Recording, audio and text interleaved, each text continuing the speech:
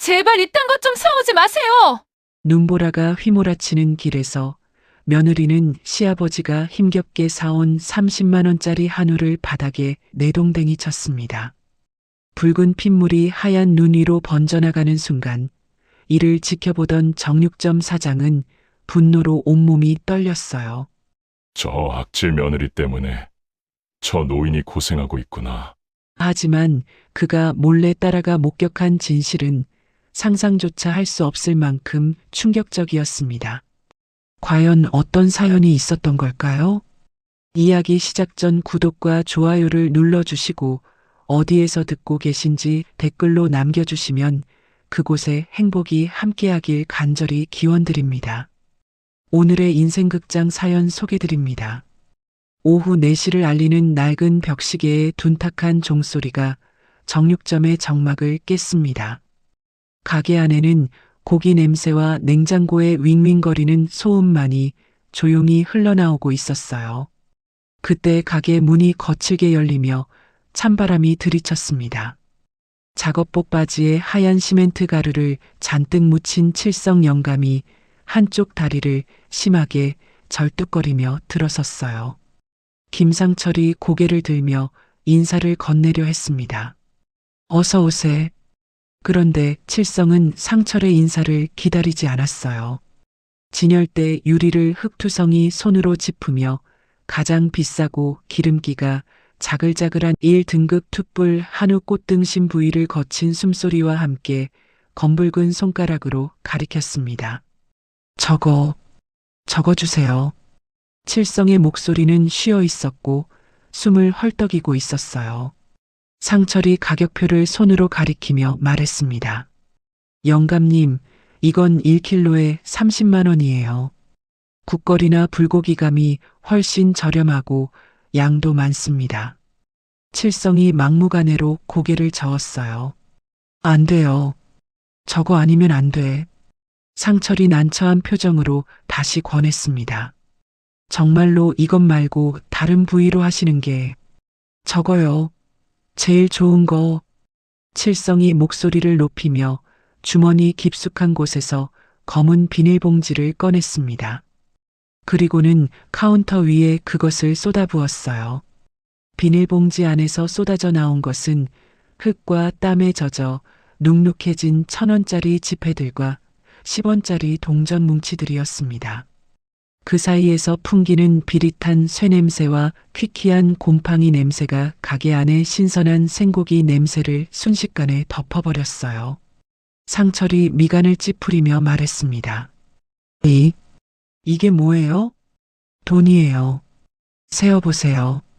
칠성이 간절한 눈빛으로 상철을 바라봤습니다. 상철은 어쩔 수 없이 지폐를 하나하나 펴서 개수기에 넣으려 했어요. 그런데 물기에 젖은 지폐들은 기계에 걸리기 일쑤였습니다. 아, 이건 기계로 안 되겠네요. 결국 상철은 손으로 한 장씩 세기 시작했어요. 1,000원짜리가 280장, 500원짜리 동전이 40개, 정확히 30만 원이었습니다. 상철이 칠성의 초라한 행색을 다시 한번 쳐다봤어요. 구멍난 작업복, 해진 운동화, 그리고 손톱 밑에 박힌 시멘트 가루. 어떻게 이런 사람이 30만 원짜리 최고급 고기를 사는 걸까요? 정말로 이걸로 하실 건가요? 상철이 다시 한번 물었지만 칠성은 고개를 끄덕였습니다. 상철이 한숨을 쉬며 고기를 정성스레 포장하기 시작했어요. 1등급 한우 꽃등심 1킬로를 곱게 썰어서 플라스틱 팩에 담았습니다.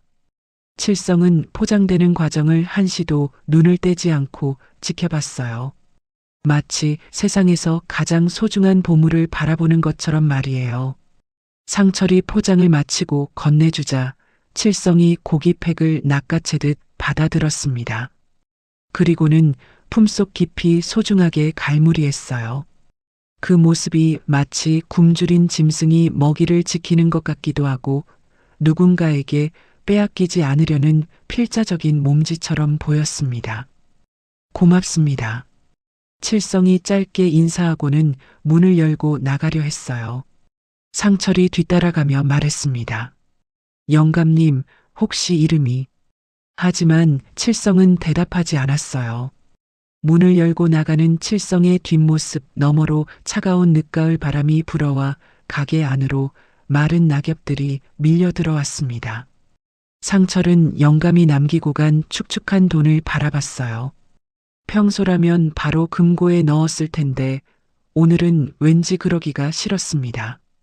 별도의 플라스틱 바구니에 담으며 찝찝한 표정으로 손을 씻었어요. 칠성이 사라진 골목 어귀를 바라보던 상철의 곁으로 옆집 반찬 가게 여주인이 다가왔습니다.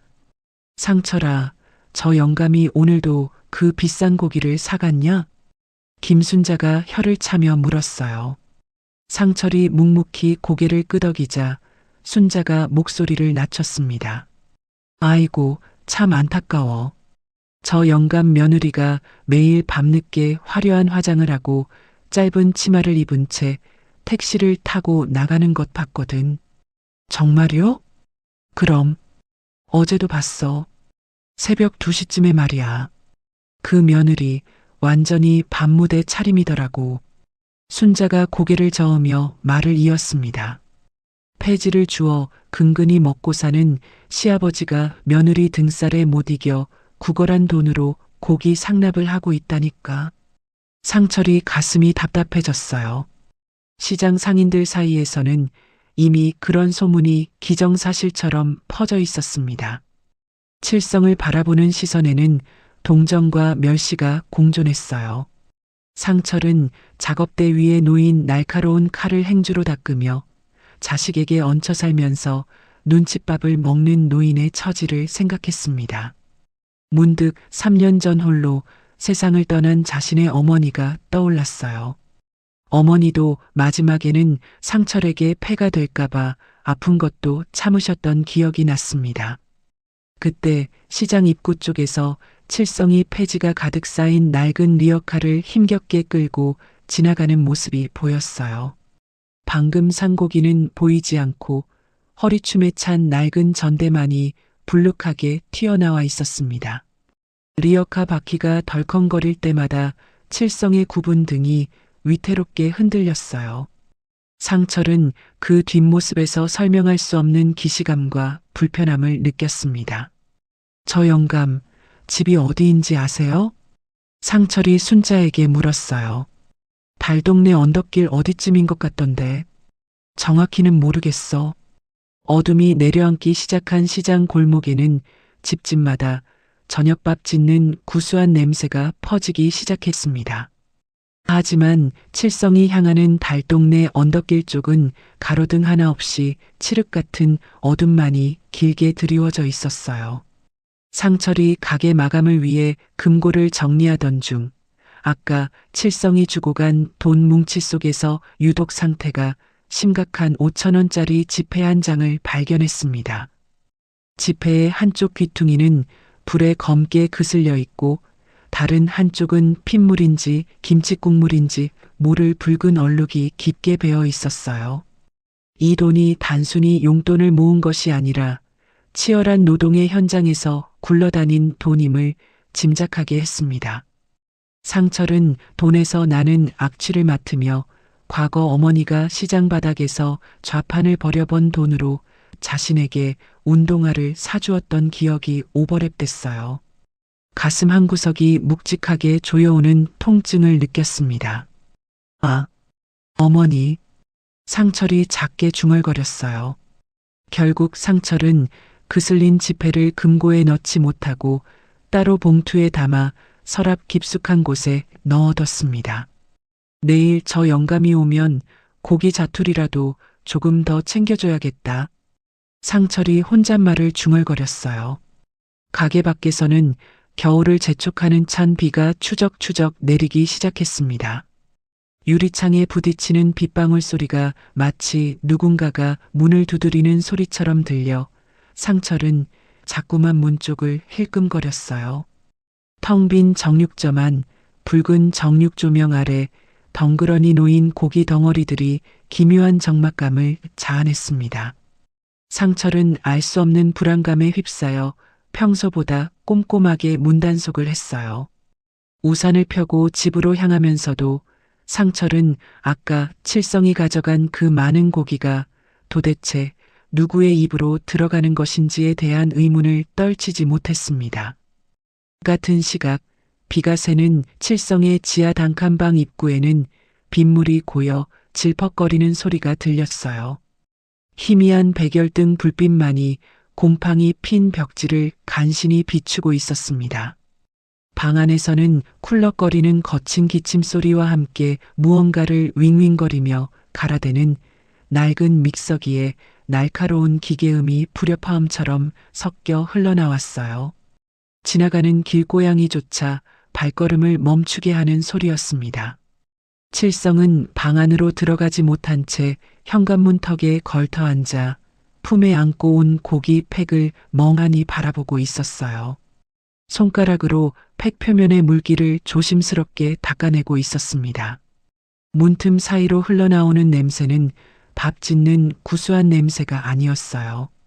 알코올 섞인 소독약 냄새와 퀴퀴한 환자 냄새가 뒤섞인 것이어서 이곳이 평범한 가정집이 아님을 암시했습니다. 방 안에서 누군가 칠성의 이름을 부르는 듯한 웅얼거림이 들렸어요. 아버지, 아버지. 칠성이 황급히 고기팩을 들고 일어서려다 젖은 바닥에 미끄러져 문틀을 잡고 휘청거렸습니다. 민수야, 아빠가 왔다. 칠성이 떨리는 목소리로 대답했어요. 그는 겨우 중심을 잡고 방 안으로 들어가려다 멈칫했습니다. 자신의 더러운 작업복 바지를 털고 또 털어냈지만 시멘트 가루는 빗물과 섞여 오히려 지워지지 않는 얼룩이 되어버렸어요. 칠성이 깊은 한숨을 내쉬며 젖은 고기팩만을 문 안으로 조심스럽게 밀어 넣었습니다. 자신은 들어가지 않은 채 차가운 빗줄기가 들이치는 처마 밑에 쭈그리고 앉았어요. 민수야, 오늘도 좋은 고기 사왔다. 맛있게 먹어라. 칠성이 떨리는 목소리로 중얼거리며 밤을 지샐 준비를 했습니다. 며칠 뒤 오후 상철은 가게 앞을 지나가는 젊은 여자를 보게 됐습니다.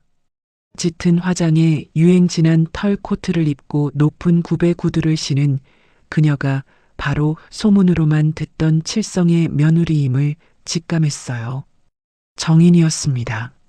상철이 호기심 반 경계심 반으로 가게 문을 열고 나가 정인에게 가볍게 목례를 건넸어요. 안녕하세요. 하지만 정인은 선글라스 너머로 차가운 시선을 보낼 뿐 아무런 대꾸도 없이 빠른 걸음으로 지나쳤습니다. 그녀의 손에는 명품으로 보이는 가방이 들려 있었어요. 하지만 가방의 모서리는 달아해져 있었고 가방 틈새로는 색바랜 공과금, 독촉장과 하얀 약봉투들이 위태롭게 삐져나와 있었습니다. 정인은 걷는 내내 누군가와 통화를 하며 신경질적인 제스처를 취했어요. 네, 알겠습니다. 이번 주 안에 꼭. 네. 수화기 너머의 상대에게 고개를 숙였다가 다시 화를 내는 모습에서 분노보다는 지독한 피로와 절박함이 묻어났습니다. 제발 조금만 더 기다려주세요. 정말 이번이 마지막이에요. 정인의 목소리가 떨리고 있었어요. 상철은 그녀의 뒷모습을 보며 시아버지 등골 빼먹어 사치한다는 시장 사람들의 말이 사실일지도 모른다고 생각했습니다. 칠성에 대한 동정심이 한층 더 깊어졌어요. 정인이 택시를 잡아타고 사라진 자리에는 그녀가 급하게 걷느라 떨어뜨린 것으로 보이는 작은 영수증 조각 하나가 뒹굴고 있었습니다. 상철이 그것을 주워보려다 바람에 날아가 버려 놓치고 말았어요. 멀어지는 택시를 보며 상철은 혀를 차고 가게로 들어왔어요. 하지만 정인의 창백했던 입술색과 떨리던 손끝이 잔상처럼 남아 자꾸만 칼질을 멈추게 했습니다. 늦은 오후 시장 채소 가게들이 문을 닫을 무렵이었어요. 칠성이 리어카를 끌고 나타나 바닥에 버려진 겉잎이 누런 배추들과 짓무른 무 조각들을 주워 담는 모습이 상철의 눈에 띄었습니다.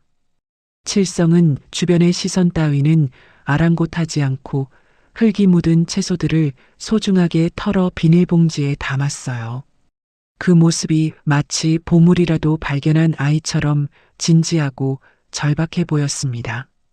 이것도 쓸만하고 이것도. 칠성이 혼잣말을 하며 채소를 골라 담고 있었어요. 이를 지켜보던 상철은 가슴 한구석이 욱신거려 냉장고에서 국거리용 소고기 한 덩이를 꺼내 신문지에 둘둘 말아가게 밖으로 나갔습니다. 상철이 칠성에게 다가가 말했어요. 어르신, 이거 국 끓여 드세요. 그냥 드리는 겁니다.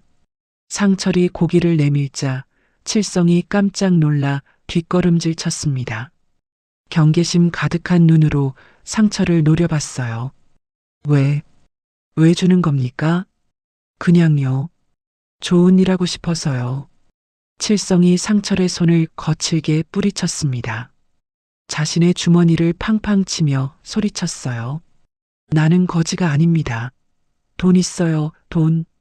칠성이 당당하게 외쳤지만 그의 목소리는 떨리고 있었어요.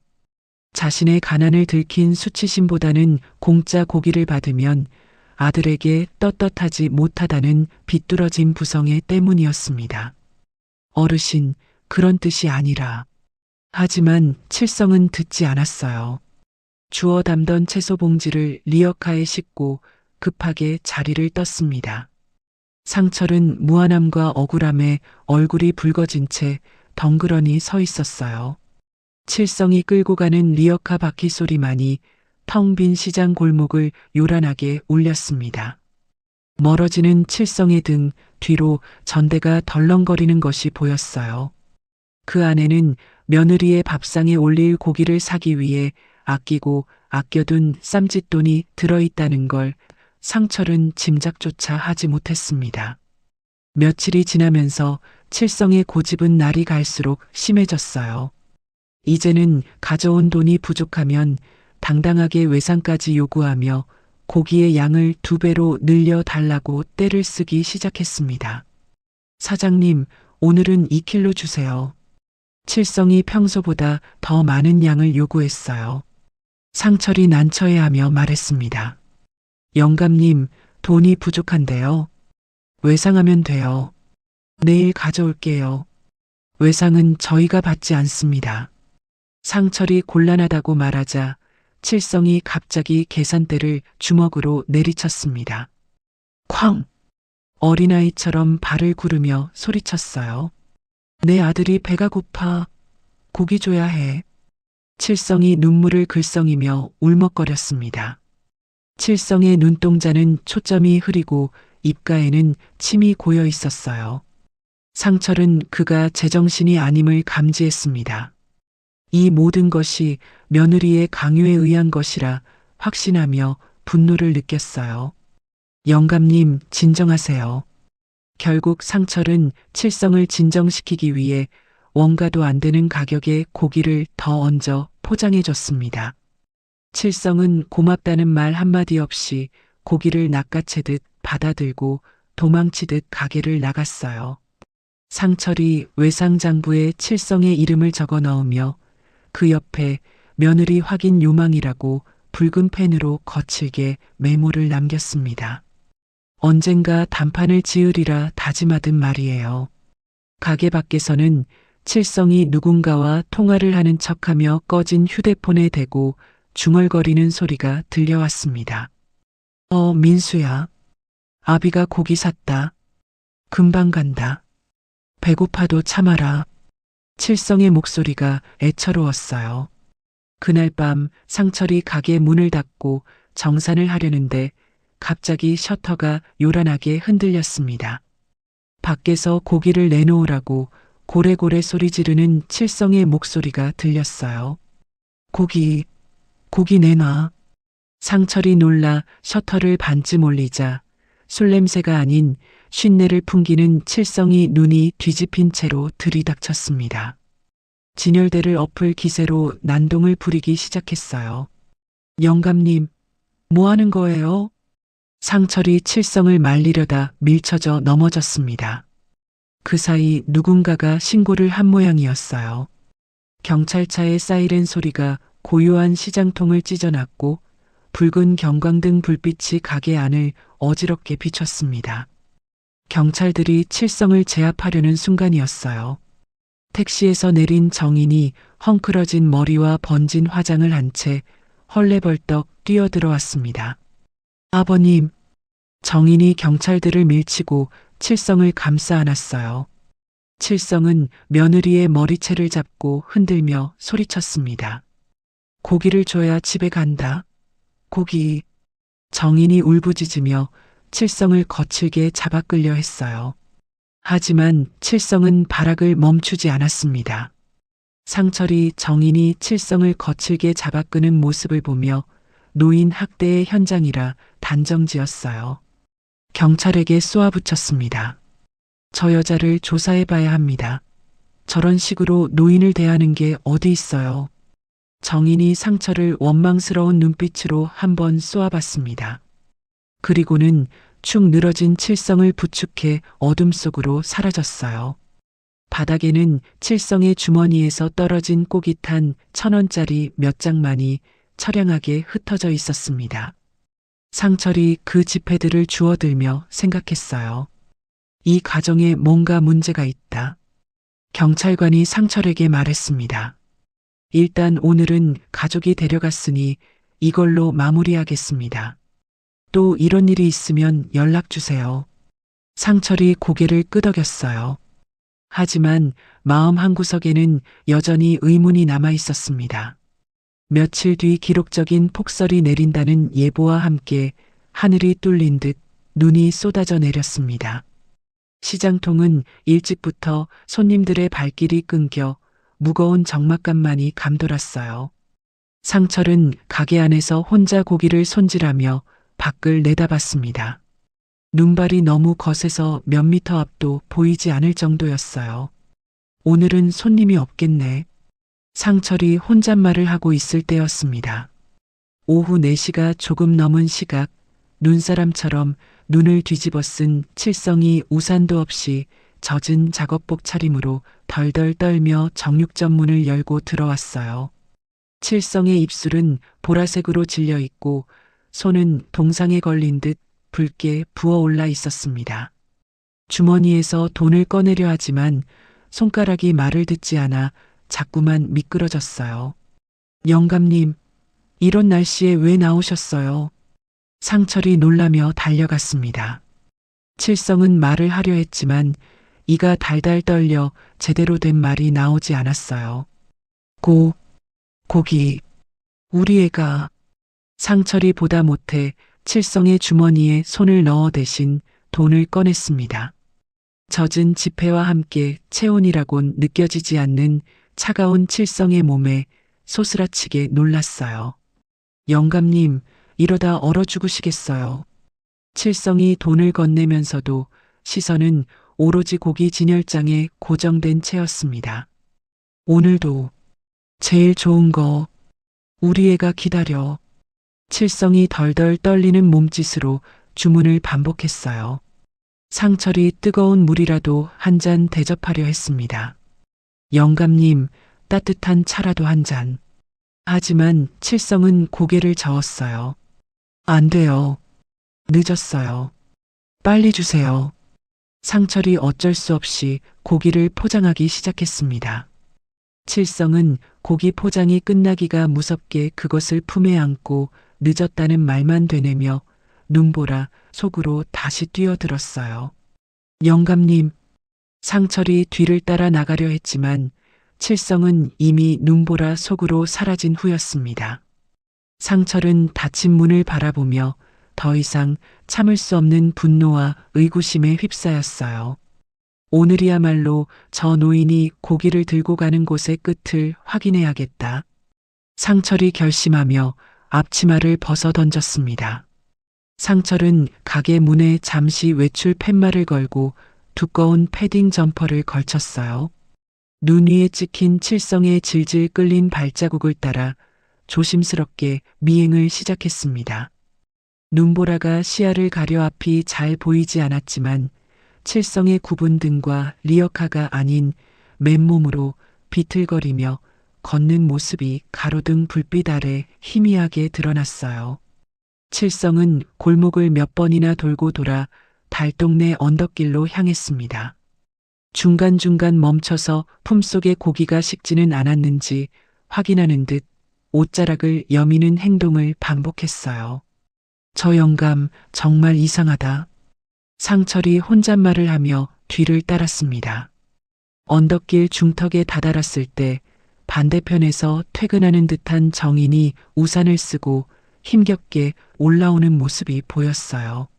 상철은 전봇대 뒤로 몸을 숨겨 두 사람을 관찰했습니다. 칠성이 정인을 발견하고는 어린아이처럼 환하게 웃었어요. 품에서 고기 봉투를 꺼내 마치 자랑스러운 전리품이라도 되는 양정인의 눈앞에 흔들어 보였습니다. 며느리야, 오늘도 좋은 거 샀다. 칠성이 기뻐하며 말했어요. 하지만 정인은 칠성을 보고 반가워하기는커녕 질린다는 표정으로 뒷걸음질 쳤습니다. 우산을 쓴 채로 칠성과 거리를 두려는 듯한 냉담한 태도를 보였어요. 아버님, 왜 이런 날씨에? 정인의 목소리에는 피로가 가득했습니다. 상철은 그 모습을 보며 자신의 예상이 맞았다는 확신에 주먹을 불끈 쥐었어요. 당장이라도 뛰쳐나가 정인의 폐륜을 꾸짖고 싶은 충동을 억누르며 숨을 죽였습니다. 칠성이 정인의 손에 억지로 고기 봉투를 쥐어주려 했어요. 받아. 우리 민수 먹을 거야. 그때 정인이 비명에 가까운 소리를 질렀습니다. 아니에요. 제발 이딴 것 좀 사오지 마세요. 정인이 칠성의 손을 거칠게 뿌리쳤어요. 그 반동으로 칠성의 손에 들려있던 고기 봉투가 허공을 날아 눈 덮인 바닥으로 내동댕이 쳐졌습니다. 터진 팩 사이로 붉은 핏물이 하얀 눈 위로 선명하게 번져나갔어요. 아, 안 돼. 칠성이 사색이 되어 눈밭에 무릎을 꿇었습니다. 정인은 바닥에 떨어진 고기를 보며 자신의 머리를 쥐어뜯고 악을 쓰며 소리쳤어요. 그 모습이 마치 고기를 쓰레기 취급하는 것처럼 보였습니다. 매일 이런 식으로 언제까지 이래야 해요. 정인이 발을 동동 구르며 울분을 토해냈습니다. 칠성은 떨리는 손으로 허겁지겁 고기를 주워 담으려 애썼어요. 민수밥. 칠성이 중얼거리며 눈 속에서 고기 조각들을 찾고 있었습니다. 정인은 그런 칠성을 일으켜 세우기는커녕 우산마저 내팽개친 채 눈을 맞으며 서 있었어요. 영락없는 악녀의 형상이었습니다. 전봇대 뒤에서 이 광경을 목격한 상철은 피가 거꾸로 솟는 듯한 분노를 느꼈어요. 이것은 명백한 노인 학대야. 상철이 이를 악물며 중얼거렸습니다. 눈보라 소리에 묻혀 두 사람의 흐느낌 소리는 들리지 않았어요. 오직 붉게 물든 눈밭과 서로를 향해 소리 지르는 비극적인 몸짓만이 상철의 망막에 강렬하게 박혔습니다. 상철이 개입하려는 찰나 정인이 갑자기 바닥에 주저앉았어요. 칠성이 줍던 고기팩을 빼앗듯이 가져가 자신의 패딩 점퍼에 거칠게 쑤셔넣기 시작했습니다. 상철의 눈에는 그 행동이 버리기 아까워 다시 챙기는 탐욕으로 보였어요. 정인이 칠성의 팔을 잡아 끌고 집 쪽으로 향하는 모습 또한 강제 연행처럼 비쳤습니다. 칠성은 고기가 며느리의 품에 들어가자 안심한 듯 바보 같은 웃음을 지었어요. 절뚝거리는 다리로 정인에게 질질 끌려가다시피 언덕길을 올라갔습니다. 상철은 더 이상 지체할 수 없다고 판단했어요.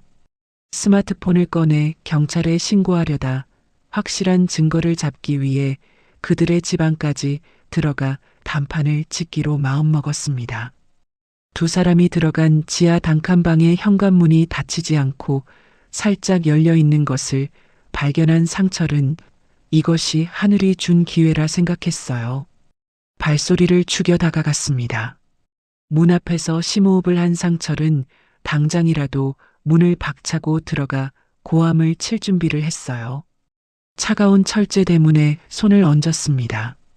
문틈 사이로 새어나오는 희미한 불빛과 함께 다시금 그 기괴한 믹서기 소리가 들려오기 시작했어요. 윙윙거리는 기계음이 조용한 밤을 깨뜨렸습니다. 상철은 그 소리의 정체를 확인하기 위해 눈을 문틈으로 가져다 댔어요. 도대체 뭐라는 거야? 상철이 숨을 죽이고 안을 들여다봤습니다. 상철이 숨을 죽이고 문틈으로 시선을 고정하자 좁고 습한 방 안의 풍경이 마치 현실이 아닌 영화의 한 장면처럼 시야에 들어왔습니다. 방 안에는 가구나 세간살이라곤 거의 없었어요. 한쪽 벽면을 가득 채운 거대한 의료용 산소통과 낡은 링거 거치대가 가장 먼저 눈에 띄었습니다. 그리고 그 아래 환자용 침대에 앙상하게 말라 뼈만 남은 한 남자가 산소호흡기를 낀 채 미동도 없이 누워있는 모습이 상철의 눈동자를 강타했어요. 뭐야 이게? 상철이 작게 중얼거렸습니다. 남자의 얼굴은 핏기 하나 없이 창백하고 눈은 감겨 있었어요. 하지만 침대 머리맡에 놓인 가족사진 속 건강했던 남자의 미소와 묘하게 겹쳐지며 그가 칠성의 아들임을 직감하게 했습니다. 칠성은 침대 옆 낡은 의자에 앉아 아들의 앙상한 손을 자신의 거친 두 손으로 감싸쥐고 있었어요. 민수야, 아빠가 왔다. 오늘도 좋은 고기 사왔어. 칠성이 아이를 달래듯 속삭이며 꽁꽁 언 손으로 아들의 체온을 확인했습니다. 방바닥에는 정인이 밖에서 가져온 젖은 고기 팩들이 널려 있었어요. 정인은 젖은 외투도 벗지 않은 채 부엌 싱크대 앞에 서서 떨리는 등으로 무언가를 준비하고 있었습니다. 상철은 예상치 못한 환자의 존재에 당황하여 문을 열려던 손을 멈췄어요. 자신이 지금 무엇을 보고 있는 것인지 상황을 파악하려 애썼습니다. 정인이 도마 위에서 칠성이 사온 일 등급 한우를 꺼냈어요. 하지만 구워 먹기 위해 자르는 것이 아니라 잘게 다져서 믹서기 통에 넣기 시작했습니다. 또 해야 하는구나. 정인이 지친 목소리로 혼잣말했어요. 정인은 물과 함께 고기를 넣고 믹서기 버튼을 눌렀습니다. 윙윙거리는 기계음과 함께 붉은 고기 덩어리들이 형체를 잃고 묽은 죽처럼 변해가는 과정이 적나라하게 보였어요. 정인은 믹서기에 갈린 고기를 고운 채에 한 번 더 거르며 건더기 하나 없이 완전한 액체로 만드는 작업에 몰두했습니다. 그 과정이 너무나 익숙하고 능숙해 보였어요. 상철은 그제야 그동안 칠성이 이가 없어서 부드러운 걸로 줘라고 했던 말이 자신의 이가 아니란 씹을 수도 삼킬 수도 없는 아들을 위한 말이었음을 깨달았습니다. 아, 이런. 상철의 입에서 탄식이 새어나왔어요. 정희는 곱게 갈린 고기 미음을 큰 주사기에 담아 남편의 코에 연결된 콧줄을 통해 천천히, 아주 천천히 주입하기 시작했습니다. 여보, 아버님이 또 좋은 고기 사오셨어. 이거 먹고 제발 눈 좀 뜨자. 정인이 주사기를 미는 내내 흐느끼며 말했어요. 자신이 먹는 것이 아님에도 마치 자신이 먹는 것처럼 간절한 표정을 짓고 있었습니다. 상철은 자신이 쓰레기, 사치, 낭비라고 생각했던 그 모든 고기가 사실은 식물인간이 된 아들을 살리기 위한 아버지와 아내의 피눈물 나는 생명수였음을 목격했어요.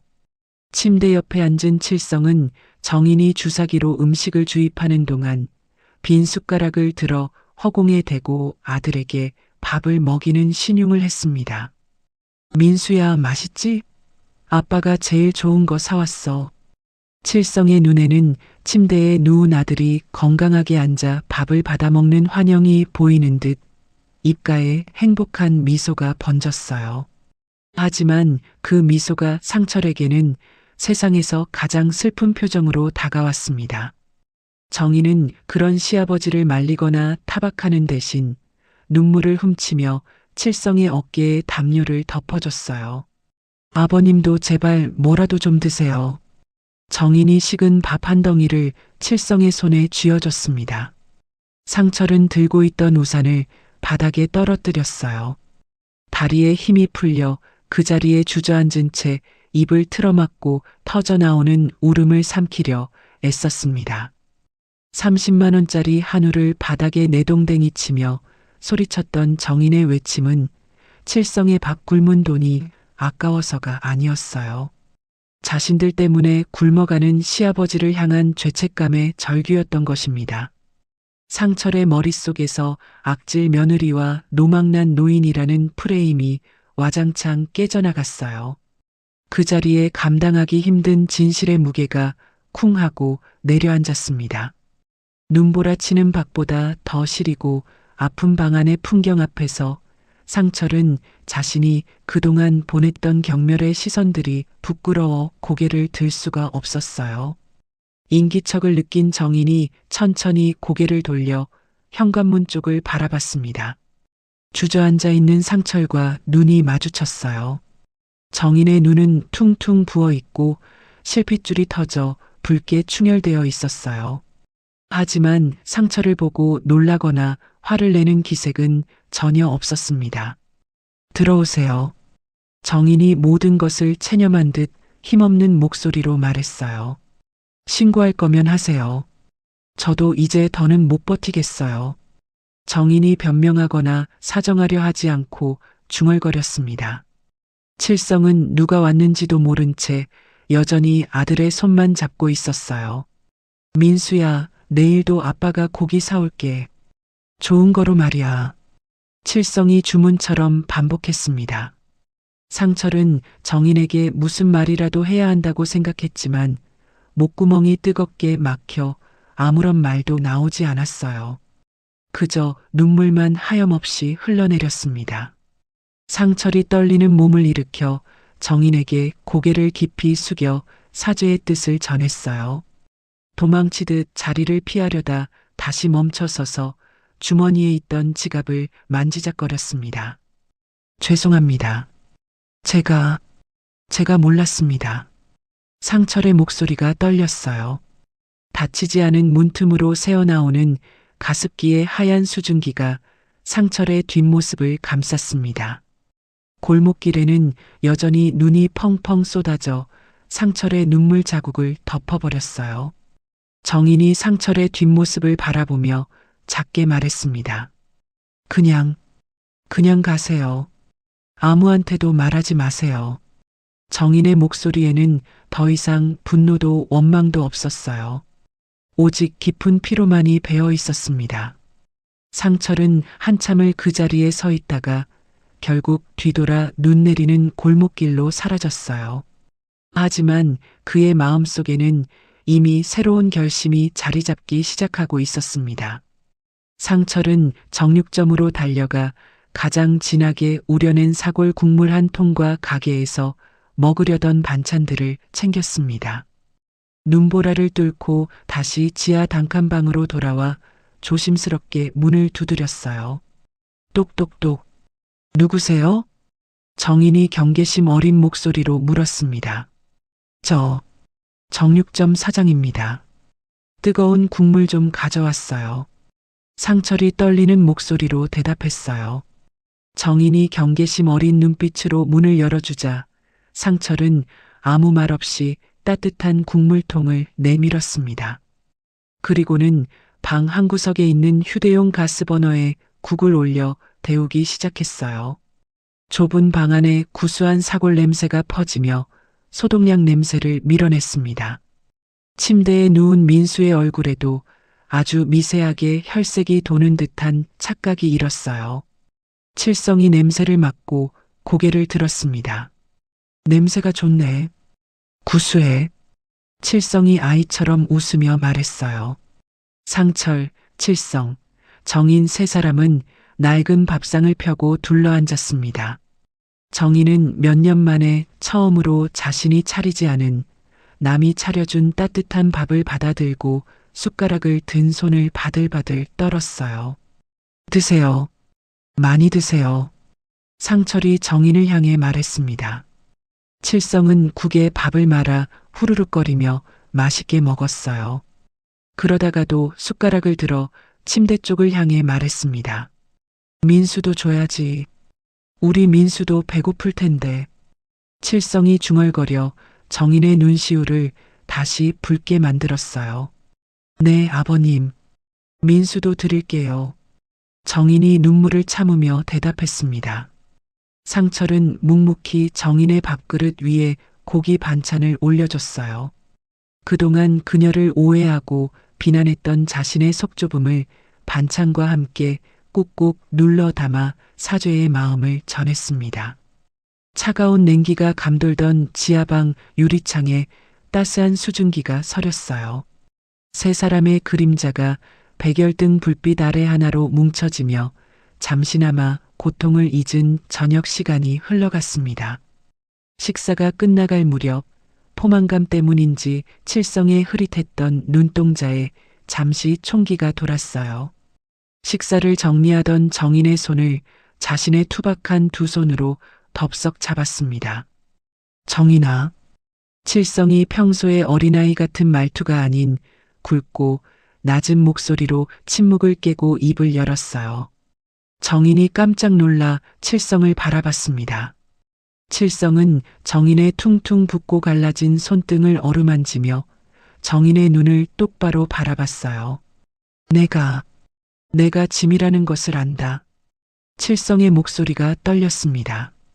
그리고 저기 누워있는 놈이 얼마나 야속한지도 안다. 칠성이 깊은 한숨과 함께 고개를 떨궜어요. 정인은 시아버지가 제정신으로 돌아온 짧은 순간을 놓치지 않으려는 듯 칠성의 무릎에 얼굴을 파묻었습니다. 그동안 참아왔던 어리광 섞인 울음을 터뜨리며 그의 체온을 느꼈어요. 아버님. 정인이 흐느끼며 말했습니다. 칠성은 며느리의 등 뒤로 뼈만 남은 손을 올려 토닥였어요. 자신의 주머니에 있던 꼬깃한 1,000원짜리 한 장을 꺼내 정인의 손에 쥐어주려 애썼습니다. 이거라도 받아라. 칠성이 간절히 말했어요. 상철은 두 사람의 애틋하고 처절한 모습을 지켜보며 피 한 방울 섞이지 않은 며느리와 시아버지가 핏줄보다 더 진한 연대로 서로를 지탱하고 있음을 뼈저리게 느꼈습니다. 칠성의 명료한 시간은 안개처럼 금방 흩어지고 다시 초점 없는 눈으로 돌아갔어요.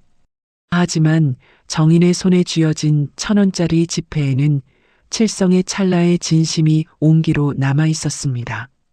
상철은 방 한구석에 수북이 쌓인 체납 고지서 뭉치를 발견했어요.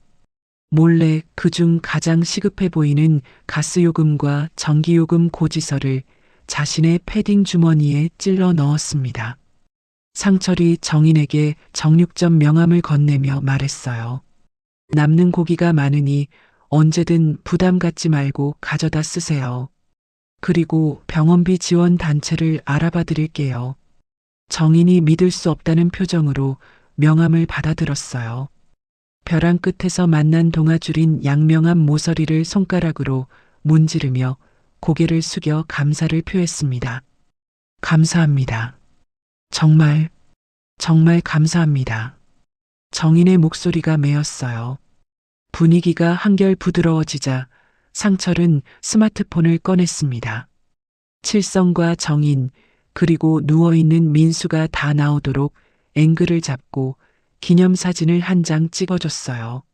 사진 속 칠성은 V자를 그리며 해맑게 웃고 있었고 정인은 눈물 젖은 얼굴이지만 옅은 미소를 띠고 있었어요. 이 사진이 훗날 이들에게 어떤 의미가 될지 암시하는 듯 했습니다. 상철이 돌아가기 위해 일어서자 칠성이 현관까지 따라 나왔어요. 아저씨, 고기 맛있는 집 사장님이지? 내일 또 갈게. 칠성이 배웅하며 손을 흔들었습니다. 눈은 그쳤지만 여전히 매서운 바람이 부는 골목길에서 상철은 주머니 속 고지서를 만지작거리며 오늘 밤은 다리를 뻗고 잘 수 있을 것 같은 안도감을 느꼈어요. 상철이 떠난 후 정희는 설거지를 하다 말고 울리는 휴대폰을 보며 화들짝 놀랐습니다. 액정에 뜬 번호는 저장되지 않은 낯선 지역 번호였어요. 전화를 받은 정인의 표정이 순식간에 굳어졌습니다. 수화기 너머로 들리는 남자의 사무적이고 차가운 목소리가 조용한 방 안의 평화를 날카롭게 찢어놨어요. 이정인 씨죠? 강제집행건으로 연락드립니다. 정인이 칠성이 듣지 못하도록 화장실로 들어가 문을 닫고 통화했습니다. 조금만 더 기다려주세요. 이번 달 안에는 꼭. 정인이 애원하듯 속삭였어요. 법원 명령이라 저희도 어쩔 수 없습니다. 다음 주 화요일까지 납부하지 않으면 강제집행에 들어갑니다. 통화를 마친 정인은 힘없이 주저앉아 자신의 낡은 핸드백을 뒤졌어요. 그 안에서 구겨진 채 나온 것은 법원에서 날아온 강제집행 예고장과 붉은 글씨가 찍힌 퇴거 명령서였습니다. 당장 다음 주면 아들의 호흡기가 있는 이 방마저 빼줘야 한다는 사실에 정희는 입을 틀어막고 칠성 몰래 소리 없는 비명을 질렀어요. 벽에 걸린 달력에는 빨간 동그라미가 쳐진 날짜가 내일로 다가와 있었습니다. 그 밑에는 마지막 기한이라는 글씨가 떨리는 필체로 적혀 있어 긴박함을 더했어요. 정인의 시선이 잠든 남편과 흥얼거리는 시아버지를 번갈아 향했습니다. 결국 깊은 절망이 담긴 눈빛으로 허공을 응시하며 무력하게 앉아 있었어요. 다음 날 오후 평화롭던 상철의 정육점 앞에 검은 세단 한 대가 급정거했습니다. 덩치 큰 남자 2명이 내려가게 안으로 위협적으로 들어왔어요. 여기 사장이에요? 키 큰 남자가 상철을 노려보며 물었습니다. 상철이 고개를 끄덕이자 남자들은 다짜고짜 가게 진열대를 손으로 툭툭 치는 행패를 부리기 시작했어요. 박칠성 노인, 여기 단골이라며? 어디 숨었어? 저희는 그런 건 모릅니다. 상철이 모른다고 시치미를 떼자 남자들은 칠성이 과거 아들 수술비를 위해 고금리 대부업체에서 빌린 차용증 사본을 카운터 위에 들이밀었어요. 서류에는 칠성의 지장이 선명하게 찍혀 있었고 원금보다 불어난 이자가 천문학적인 숫자로 적혀 있어 상철의 입을 다물지 못하게 만들었습니다. 원금 5천만 원에 지금까지 이자가 2억이 넘어요. 이 영감이 죽든 살든 돈은 받아야 합니다. 남자가 차가운 목소리로 말했어요. 며느리 집 보증금이라도 압류해야겠다. 남자들이 으름장을 놓았고 상철은 정인이 어젯밤 받았던 퇴거 명령이 이 빚과 관련된 것임을 직감했어요. 때마침 고기를 사러 오던 칠성이 멀리서 이 광경을 목격했습니다. 본능적으로 전봇대 뒤로 몸을 숨기며 공포에 질린 눈으로 자신의 차용증 서류를 바라봤어요. 칠성의 흐릿했던 기억 속에 빚쟁이들에게 시달리던 과거의 공포가 되살아났습니다. 자신이 살아있는 한 며느리의 발목을 잡는 족쇄가 풀리지 않는다는 사실이 뼈아프게 각인됐어요. 내가 살아있으면. 칠성이 떨리는 목소리로 중얼거렸습니다. 남자들이 가게에서 나간 후 상철은 한참을 멍하니 서 있었어요. 카운터 위에 놓인 차용증을 바라보며 이 가정이 얼마나 깊은 절망에 빠져 있는지 실감했습니다. 그날 저녁 정인이 일을 마치고 지친 몸을 이끌고 집에 들어왔을 때 평소라면 왔냐며 반겨주었을 칠성의 목소리가 들리지 않았어요. 집안은 섬뜩할 정도로 조용했습니다. 아버님 계세요? 정인이 불러봤지만 대답이 없었어요. 칠성의 신발이 현관에 보이지 않고 그가 아끼던 낡은 점퍼와 리어카도 사라져 있어 불길한 예감이 정인의 등골을 서늘하게 만들었습니다. 방안을 뒤지던 정인은 칠성의 이불 밑에서 찢어진 달력 뒷면에 삐뚤빼뚤하게 적힌 쪽지 하나를 발견했어요. 아가, 미안하다. 내 입 하나 줄이는 게 너 돕는 거다. 민수 잘 부탁한다. 맞춤법도 틀리고 글씨도 엉망이지만 그 안에 담긴 칠성의 결심은 너무나 명확했습니다. 아버님, 정인이 쪽지를 쥐고 현관 밖으로 뛰쳐나가 봤지만 골목길에는 차가운 바람만이 윙윙거릴 뿐 칠성의 흔적은 어디에도 없었어요.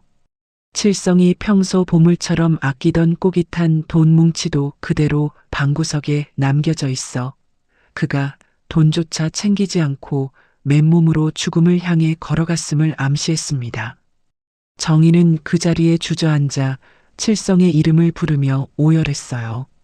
그녀의 비명소리가 달동네의 정막을 깨우며 이웃집들의 불이 하나둘 켜지게 만들었습니다.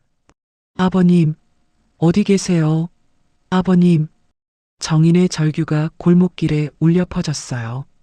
칠성을 찾아 헤매던 정인의 주머니에서 휴대폰이 요란하게 울렸습니다. 발신자는 민수가 누워있는 방을 비추는 CCTV와 연결된 가정간호서비스 센터였어요. 환자분 산소 포화도가 급격히 떨어졌어요. 지금 당장 응급처치를 하지 않으면 위험합니다. 다급한 목소리에 정인의 세상이 멈춘 듯 했어요. 시아버지를 찾아야 하는 상황과 지금 당장 집으로 돌아가 남편을 돌보지 않으면 영영 잃을 수도 있는 절체절명의 상황이 동시에 들이닥쳤습니다. 정희는 칠성이 사라진 골목 쪽과 남편이 누워있는 집 쪽을 번갈아 바라봤어요. 자신의 몸이 두 개가 아님을 원망하며 발을 동동 굴렀습니다. 아버님, 민수. 정인이 괴로워하며 울먹였어요. 결국 정인은 입술을 깨물며 119에 신고를 하고 집으로 뛰어들어갔습니다. 그녀의 선택은 살아있는 남편을 살리는 것이었지만 그 선택이 칠성을 버리는 것 같아 가슴이 찢어졌어요. 구급차의 사이렌 소리가 가까워지고 정희는 구급대원들과 함께 민수를 들것에 실으면서도 계속해서 뒤를 돌아보며 칠성의 이름을 불렀습니다. 아버님, 아버님. 정인의 외침이 밤하늘에 흩어졌어요. 텅 빈 집에 남겨진 칠성의 쪽지 위로 구급차의 붉은 불빛이 스쳐 지나갔습니다. 바람에 날린 쪽지가 방바닥을 굴러 구석진 곳으로 처박혔어요. 한편 칠성은 앙상한 몸으로 칼바람을 맞으며 과거 아들과 한바집 밥을 먹으며 쉬곤 했던 도심 외곽 폐건물의 기둥 뒤 바람이 가장 들이치는 곳으로 찾아 들어갔습니다. 이곳은 칠성과 아들 민수가 함께 일하며 땀을 흘렸던 추억의 장소였어요. 가난했지만 희망이 있었던 시절의 기억이 서린 곳이었습니다. 칠성은 차가운 시멘트 바닥에 웅크리고 앉아 멀리 보이는 도심의 화려한 불빛들을 바라봤어요. 주머니에서 꼬깃한 서류 하나를 꺼내 만지작거렸습니다.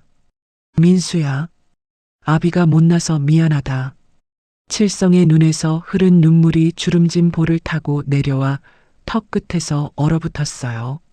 내가 없어져야 빚도 없어지고 너희가 산다. 칠성은 옥상 난간으로 가는 대신 바닥에 몸을 뉘며 서서히 감겨오는 눈꺼풀을 억지로 붙잡지 않았습니다. 여기서 자면 춥지도 않고 배도 안 고프겠지. 멀어지는 의식 속에서도 칠성은 품속의 서류를 꽉 쥔 채 자신이 얼어 죽어 발견되면 그 돈으로 며느리가 고기라도 한번 편히 사 먹길 바라는 서글픈 기도를 올렸어요. 그는 주저앉아 차마 뛰어내릴 용기는 없지만 살고 싶은 욕심도 내려놓은 채 자신의 생명이 꺼져가기만을 기다리며 고요 속으로 잠겼습니다. 차가운 바람이 폐건물 사이로 불어와 칠성의 작은 몸을 흔들었지만 칠성은 더 이상 떨지 않았어요. 다만 품속의 보험 증서만 꼭 껴안은 채 천천히 눈을 감아갔습니다. 다음 날 아침 칠성의 실종 소식을 들은 상철은 가게 문에 임시 휴업 안내문을 붙이고 평소 칠성을 무시했던 시장 상인들을 하나둘 불러 모았습니다. 순자 누나, 성우 형, 잠깐 나와보세요. 상철이 급한 목소리로 이웃 상인들을 불렀어요. 반찬 가게 순자와 채소 가게 성우가 무슨 일이냐는 표정으로 나왔습니다. 우리 그동안 너무했어. 그 노인네가 며느리 밥 먹이겠다고 그 고생을 했는데 사람 도리는 합시다. 상철의 호소에 반찬 가게 여주인과 채소 가게 사장이 부끄러움에 고개를 숙였어요. 무슨 말이야, 상철아? 순자가 의아해하며 물었습니다. 상철이 어젯밤 목격한 일들을 간략히 설명했어요. 칠성의 아들이 식물인간이라는 것, 30만 원짜리 고기가 모두 아들을 살리기 위한 것이었다는 것을 말이에요. 아이고, 우리가 얼마나 몰랐으면. 순자가 가슴을 치며 한탄했습니다. 상인들은 각자 가게 셔터를 내리고 칠성이 평소 폐지를 주우러 다녔던 구역을 나누어 수색하기 시작했어요. 그들의 손에는 칠성을 위한 따뜻한 음료와 핫팩이 들려 있었습니다. 상철은 정인이 남편의 병원 이송과 빚 독촉 때문에 칠성을 찾으러 나올 수 없는 상황임을 알고 자신의 트럭을 몰고 칠성이 갈 만한 곳들을 샅샅이 뒤졌어요. 시장통 전체가 칠성을 찾기 위해 움직이는 모습은 그동안 단절되었던 이웃 간의 정이 칠성이라는 매개체를 통해 다시 연결되고 있음을 보여줬습니다. 눈이 녹아 질척거리는 거리 곳곳에 칠성을 찾는 전단지가 붙여지고 상철은 핸들을 잡은 손에 힘을 주며 제발 살아만 있어 달라고 기도했어요. 칠성 영감님, 제발 무사하세요. 상철이 간절히 중얼거렸습니다. 그때 정인의 전화가 걸려왔어요. 사장님, 아버님 찾으셨어요? 병원에서 깨어나지 못한 남편을 지키며 울먹이는 정인에게 상철은 든든한 버팀목이 되어줬습니다. 아버님은 우리가 꼭 찾을 테니 걱정 마세요. 민수 씨부터 돌보세요. 고맙습니다. 정말 고맙습니다. 정인의 목소리가 메었어요. 해가 질 무렵 상철은 칠성이 예전에 민수랑 저기서 공구리 쳤어라고 자랑하듯 말했던 폐건물을 기억해내고 차를 급하게 돌렸습니다. 폐건물 입구에는 칠성이 끌고 왔을 낡은 리어카가 눈에 덮인 채 방치되어 있었어요. 그 위에는 누군가가 버린 빈 소주병들이 뒹굴고 있었습니다. 영감님, 상철이 헐떡이며 계단을 뛰어 올라가 2층 구석진 곳에 다다랐을 때 기둥 뒤에 웅크리고 누워있는 작은 검은 형체를 발견했어요. 칠성은 저체온증으로 의식을 잃어가면서도 품속에 무언가를 소중하게 끌어안고 있어 상철의 가슴을 미어지게 만들었습니다. 영감님, 영감님. 상철이 칠성을 흔들어 깨우자 칠성이 희미하게 눈을 떴어요. 하지만 상처를 알아보지 못한 채 중얼거렸습니다. 가져가면 안 돼. 우리 며느리 줄 거야. 칠성의 품속에서 떨어진 것은 칠성이 아끼던 돈 봉투가 아니라 며느리에게 짐이 되기 싫어 챙겨 나온 낡은 사망 보험 증서와 며느리가 쥐어줬던 꼬깃 한 1,000원짜리 지폐 한 장뿐이었어요. 상철은 자신의 패딩을 벗어 칠성을 감싸 안고 외쳤습니다. 어르신, 집에 갑시다. 며느리가 기다려요. 이거 없어도 살아요. 상철이 그를 업고 계단을 내려왔어요. 상철이 칠성을 데리고 민수가 입원한 병원 응급실로 들어서자 연락을 받고 달려나온 정인이 맨발로 복도를 뛰어와 칠성을 끌어안고 통곡했습니다. 아버님, 아버님. 정인이 울부짖으며 칠성을 꼭 안았어요. 칠성은 며느리의 품에 안기자 그제야 긴장이 풀린 듯 쉰 목소리로 흐느꼈습니다. 아가, 내가 죽어야 돈이 나오는데 왜 살렸어? 그때 병원 로비까지 쫓아온 대부업체 직원들이 칠성을 발견하고 다가오려 했어요. 저기 있다. 박칠성. 하지만 상철과 뒤따라온 시장 상인들이 인간벽을 만들어 그들을 막아섰습니다. 여기서 뭐 하는 거야? 상철이 목소리를 높였어요. 정희는 칠성을 뒤로 숨기고 눈물을 닦으며 사채업자들 앞으로 걸어 나갔습니다. 이거 내 집 보증금 뺀 돈이에요. 이거 받고 당장 꺼져요. 정인이 품에서 봉투를 꺼내 던졌어요. 상철 또한 거들었습니다. 상인의 이름으로 경찰서장에게 지금 전화 건다. 불법 추심으로 콩밥 먹고 싶으면 계속해봐. 기세에 눌린 업자들이 물러가고 정희는 다시 칠성에게 돌아와 울부짖었어요. 아버님 없으면 저도 죽어요. 제발 가지 마세요. 정인이 시아버지의 손을 자신의 볼에 비볼며 간절히 말했습니다. 병원 복도의 차가운 공기 속에서 칠성과 정인 그리고 상인들은 서로를 의지하며 거대한 세상의 파도에 맞서는 작은 섬처럼 단단하게 뭉쳐 있었어요. 민수의 병실에서 칠성은 링거를 맞은 채 휠체어를 타고 아들의 침대 곁으로 다가갔습니다. 떨리는 손으로 아들의 얼굴을 만졌어요. 민수야, 아빠가 미안해. 기적처럼 민수가 눈을 뜨지는 않았지만 바이탈 수치는 안정권으로 돌아왔어요. 의사는 오늘 밤이 고비였는데 가족분들 덕분에 넘겼다고 말했습니다. 칠성은 주머니에 있던 1,000원짜리를 꺼내 민수의 베개 밑에 넣어주며 이것이 자신이 할 수 있는 유일한 부적이라도 되는 양 토닥거렸어요. 민수야, 이제 어디 안 갈게. 너랑 내 처 지킬게. 칠성이 죽음 대신 고단한 삶을 다시 짊어지기로 결심했습니다. 정희는 시아버지를 요양병원으로 보내라는 친정 식구들의 전화를 받았지만 단호하게 전화를 끊어버렸어요. 내 가족 내가 챙겨요. 상철은 병실 문 밖에서 이 모습을 지켜보며 조용히 문을 닫아줬습니다. 병원 복도 의자에 앉아 긴 숨을 내쉬며 천장을 올려다봤어요. 비록 집은 잃었고 병은 깊어가지만 세 사람은 이제 서로가 없으면 안 되는 완전한 가족이 되었음을 확인하며 긴 밤을 함께 보냈습니다. 1년이라는 시간이 흐른 후에 정육점 풍경이 비춰졌습니다. 가게 유리창에는 가족사랑 세트 할인이라는 전단지가 붙어 있고 손님들로 북적였어요.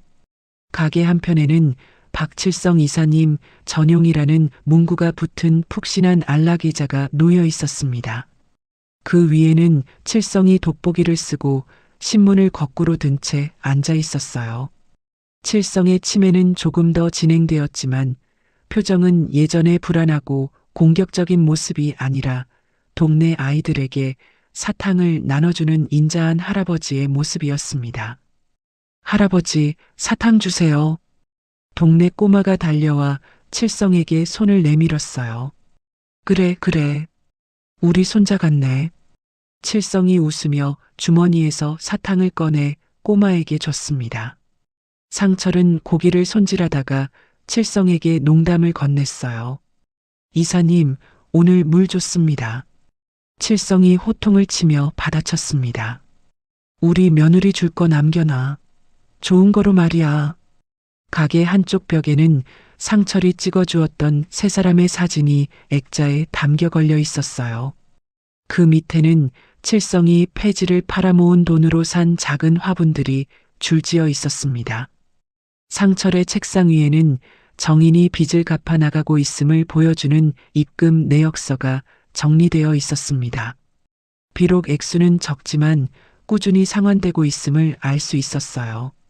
정육점은 단순히 고기를 파는 곳이 아니라 동네 노인들이 쉬어가고 칠성을 돌봐주는 마을 회관 같은 따뜻한 공간으로 변모해 있었습니다. 점심시간이 지나자 정인이 가게 문을 열고 들어왔어요. 더 이상 화려한 화장이나 짧은 치마 차림이 아닌 단정한 작업복에 앞치마를 두른 모습이었습니다. 사장님, 안녕하세요. 아버님은 어떠세요? 정인이 밝은 미소로 인사했어요. 정희는 상철의 정육점에서 파트타임으로 일하며 기술을 배우고 있었습니다. 능숙한 솜씨로 고기를 진열하고 손님들을 응대했어요. 어머니, 오늘 등심 어때요? 신선해요. 정인이 단골 손님에게 추천했습니다. 손님들은 이제 정인을 효부 며느리라고 부르며 반갑게 인사했고 정인 또한 예전의 차가운 표정을 벗고 환한 미소로 화답했어요. 정인이가 추천하는 거면 믿어야지. 단골 할머니가 웃으며 말했습니다. 칠성은 정인이 일하는 모습을 흐뭇하게 바라보며 손님이 올 때마다 자랑하느라 여념이 없었어요. 우리 며느리야, 일 잘해. 착해서 그래. 칠성이 손님들에게 말했습니다. 정희는 칠성의 옷매무새를 다듬어주며 물었어요. 아버님, 오늘 저녁에 불고기 해드릴까요? 두 사람 사이에는 더 이상 오해나 원망이 끼어들 틈이 없었습니다. 가게 밖으로 지나가던 대부업체 직원이 정인에게 목례를 하고 지나갔어요. 정인은 당당하게 그 시선을 받아내며 자신의 삶을 주도적으로 꾸려가고 있음을 보여줬습니다. 상철은 두 사람을 보며 흐뭇한 미소를 지었지만 그의 눈가에는 언뜻언뜻 스치는 슬픔이 있었어요. 아직 끝나지 않은 이야기를 암시하는 듯 했습니다. 며칠 뒤 정육점 문이 닫혀 있고 상중이라는 안내문이 붙어 있는 장면으로 전환됐습니다. 장례식장에서 칠성은 검은 양복을 입고 영정 사진 앞에 앉아 있었어요. 사진 속 주인공은 바로 오랜 투병 끝에 세상을 떠난 아들 민수였습니다. 칠성은 아들이 죽었다는 사실을 인지하지 못한 채 해맑게 자랑했어요. 우리 민수, 돈 많이 벌러 멀리 갔어. 이제 고기 실컷 먹는데. 듣는 상인들의 가슴을 찢어지게 만드는 말이었습니다. 정희는 상복을 입고 빈소를 지키며 오열하는 대신 담담하게 조문객을 맞이하고 시아버지를 챙겼어요. 상철과 시장 상인들이 빈소를 가득 메워 가족이 없는 그들의 든든한 친척이 되어줬습니다. 칠성의 밥숟가락 위에 반찬을 올려주며 슬픔을 나눴어요. 정희는 영정사진을 바라보며 속으로 다짐했습니다. 여보, 이제 편히 쉬어. 아버님은 내가 끝까지 책임질게. 남편이 남기고 간 빚과 시아버지라는 두 가지 유산을 기꺼이 받아들였어요. 향 연기 속에서 민수의 영정사진이 마치 고마워라고 말하는 듯 편안해 보였습니다. 칠성은 며느리의 손을 꼭 잡고 놓지 않았어요. 시간이 다시 조금 흐른 겨울 저녁, 정육점 앞에는 첫눈이 내리기 시작했습니다. 상철은 마감을 하며 정인에게 한우 한 팩을 챙겨줬어요. 오늘 남은 고기 가져가세요. 사장님, 이제 돈 내고 사갈게요. 정인이 거절하려 했지만 상철은 억지로 손에 쥐어줬습니다. 이건 칠성 이사님 퇴직금 미리 주는 거예요. 정인과 칠성은 서로의 손을 꼭 잡고 눈 내리는 골목길을 걸어갔어요. 칠성은 여전히 고기팩을 소중하게 품에 안고 있었습니다. 아버님, 오늘 고기 좋은 거 들어왔어요. 가서 구워드릴게요. 정인의 말에 칠성이 대답했어요. 민수도 줘야지. 네, 그 이목까지 다 드세요. 정인이 웃으며 답했습니다. 가로등 불빛 아래 두 사람의 발자국이 눈 위에 나란히 찍히며 멀어졌어요. 그들의 뒷모습은 쓸쓸하기보다는 서로를 지탱하는 사람 인자처럼 보였습니다. 정육점 안에는 여전히 따뜻한 불빛이 켜져 있고 빈 의자 위에는 칠성이 남긴 작은 사탕 하나가 놓여 있었어요. 그 사탕은 마치 모든 것을 지켜본 작은 증인처럼 조용히 반짝이고 있었습니다. 때로는 우리가 보는 것이 진실의 전부가 아닙니다. 칠성 영감의 매일 30만 원짜리 고기 구매, 정인의 차가운 태도, 그 모든 것 뒤에는 말로 닿을 수 없는 깊은 사랑이 숨어 있었어요. 기억을 잃어가는 아버지의 마지막 사랑, 남편을 살리려는 아내의 절망적인 노력, 그리고 그 모든 것을 지켜보며 함께 울고 웃어준 이웃들의 따뜻함까지. 가족이란 피로 이어진 관계만이 아니라 서로를 지탱해주는 마음으로 만들어지는 것임을 이 이야기는 보여줍니다. 상철의 정육점에서 여전히 피어나는 고기 굽는 냄새처럼 진정한 사랑은 사라지지 않고 우리 곁에서 계속 따뜻하게 숨쉬고 있을 거예요. 오늘도 누군가의 작은 관심과 이해가 세상을 조금 더 따뜻하게 만들어가기를 바라봅니다. 이야기를 끝까지 들어주신 분이 계시다면 잘 들었다고 댓글 하나만 남겨주시면 많은 분들에게 따뜻함을 나눌 수 있습니다. 감사합니다.